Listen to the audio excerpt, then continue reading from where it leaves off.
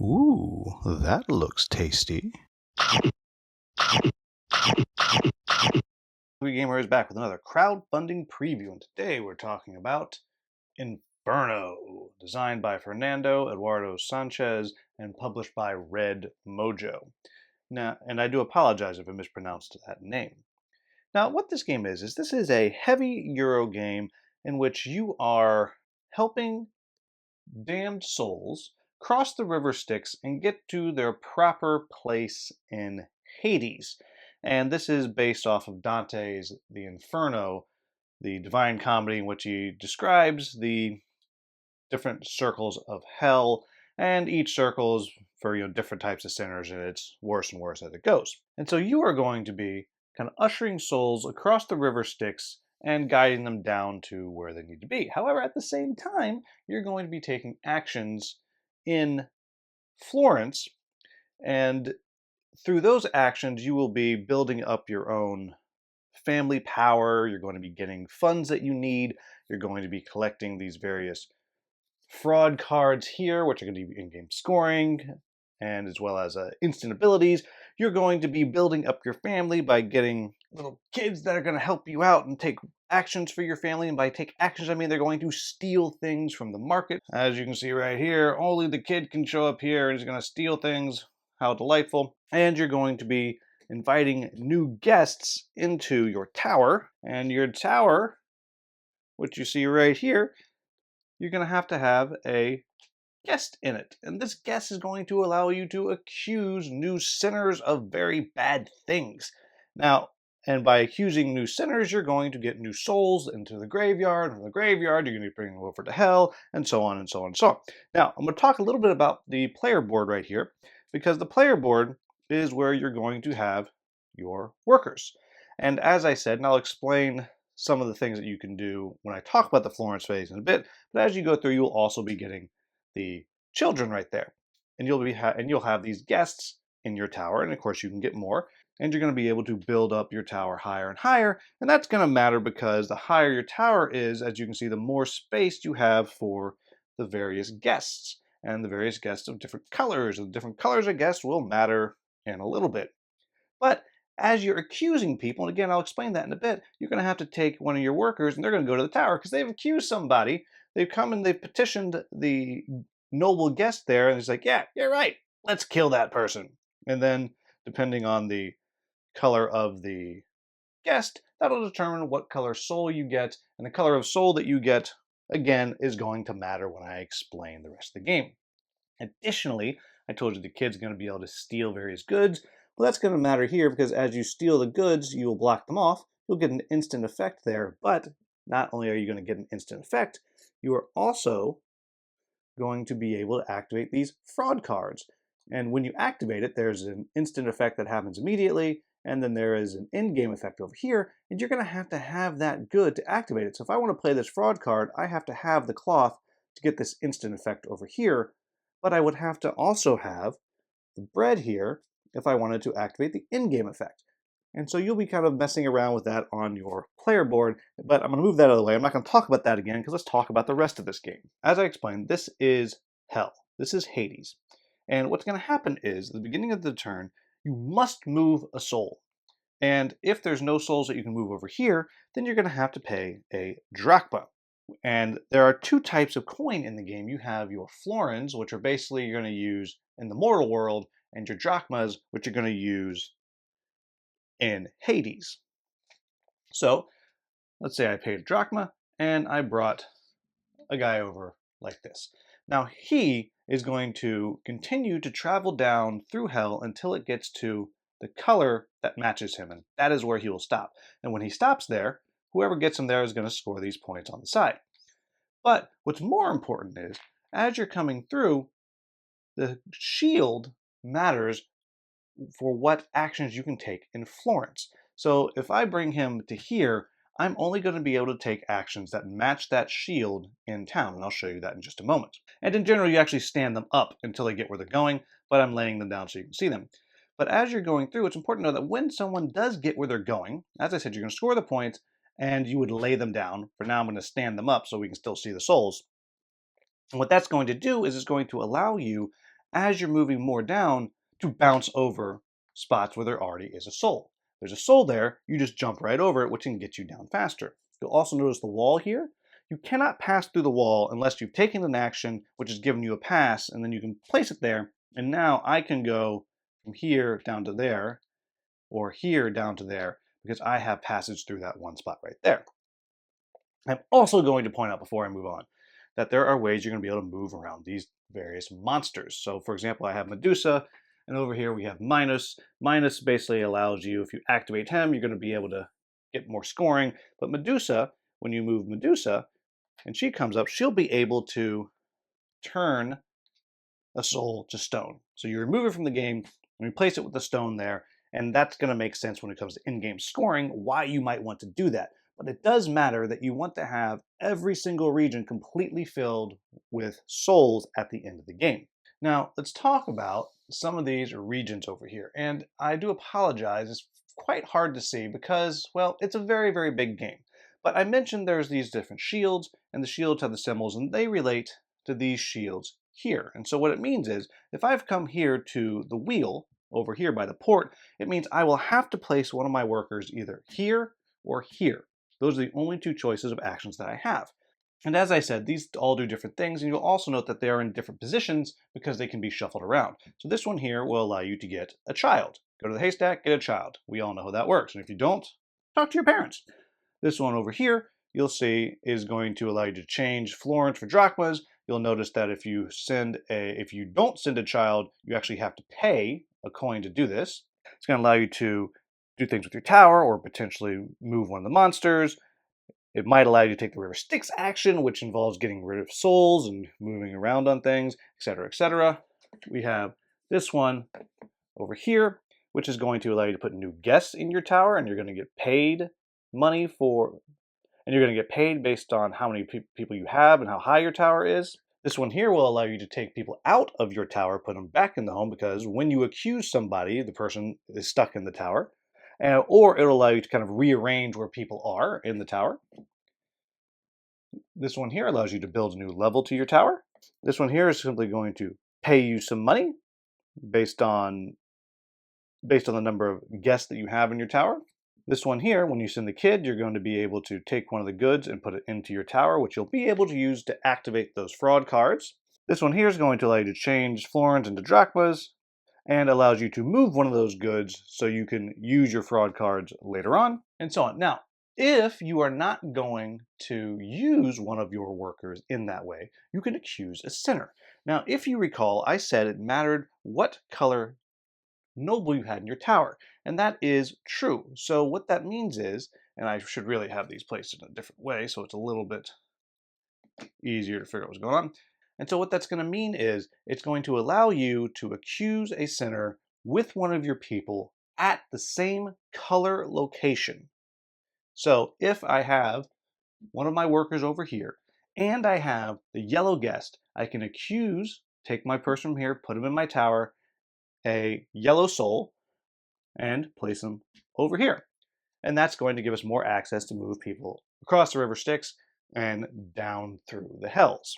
The other thing I can do is pull everybody back and take someone out of the tower. It's called a family meeting. If you do that, that is bad, because in general you need to constantly be pulling people, your workers, back by accusing sinners and getting more children in and getting more children to help you out and taking the action where you pull people out of your tower and so on. If you ever don't have a worker and nothing to do, then it's very bad. Don't do that.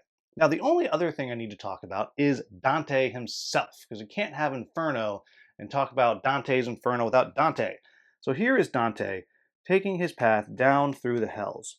And every time he gets to one of these little diplomas, it's going to unlock the in-game scoring for that particular color of the Hells to the player who is highest on the track. And I'll show you that track in just a moment, but this is also the main in-game trigger. When he gets all the way to the bottom, then that's going to cause the game to end. There's other ways to end the game, but that's the main one. Now let's talk about the tracks.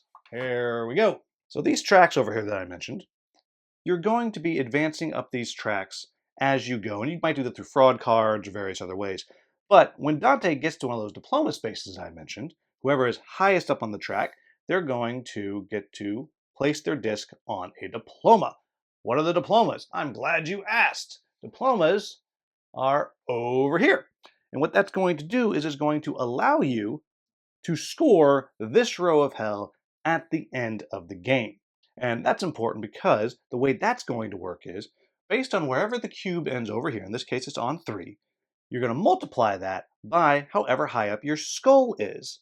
So right now it would be 3 times 2, I would get 6 points for this skull here. But also at the end of the game, for every space in hell that is not covered with the soul, this is going to wind up going backwards that way, so it might wind up being less if you don't get it covered, hence why you might use the Medusa to freeze souls in place, and so on and so on. You'll also notice if you get your thing all the way up here, you will gain a half diploma. You get 2 of those, you get to place your disc, you guessed it, on one of these spots over here. So what we are saying is that even in hell, they care if you have a high school diploma.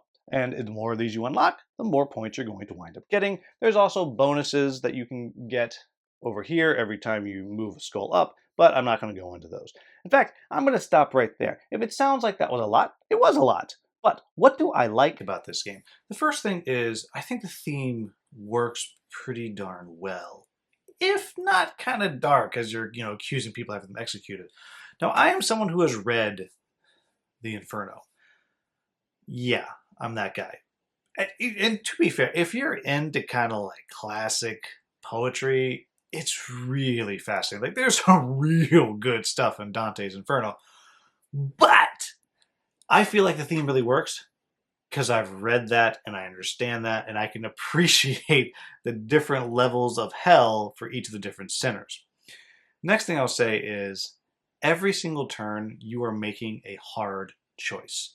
From are you going to move one of the souls, to bring one across the sticks, to which shield are you going to put the soul on, to which of the 2 actions you're going to take from the shield that you picked.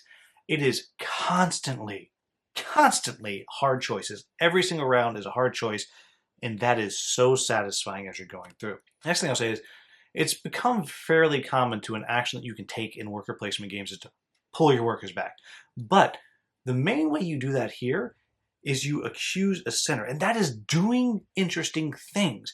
You're putting a soul out there, you're getting your workers back, but you're losing one of those workers. And it becomes an interesting choice because you have to think ahead about that way in advance as you're figuring out, okay, where are you going to put your workers? Are you going to go somewhere where you can get one of the children so they can come work with you? Are you going to go somewhere where you're able to take workers back out of your tower? Very interesting choices. And wrapped up in it is the way you get your workers back because something is also happening. And that is also a hard choice because you're like, okay, do I want to give a soul that the other player can use? I don't know I want to do that. Along with that, I'll say I really love the limitations on your worker placement. I love the way that where you send your soul, not to mention the fact that you can bounce the souls down to the different levels, I love the way that where your soul goes is going to determine one of 2 actions you can take that turn. That is awesome. Like, it is so delightful to be facing that choice and trying to plan ahead several turns to know, okay, I'm going to do this, but I know in a couple turns I want to be able to do the ship wheel action, so I got to make sure I can do that. Oh, just beautiful, beautiful, beautiful. Next thing I'll say is the replay in this game is extreme for a Euro game. And it's not even because you have the different monsters you can put in. Every single game, just based on the cards that you get, which have the different fraud actions you're going to do immediate and at the end of the game, and the way the different souls are going to come out and what you've been, in which tracks you've been able to go up with your skulls, it's never going to be the same. This is one of the most replayable Euro games I think I've ever had a prototype of. The last thing I'll say is it looks real good. It looks real nice on the table.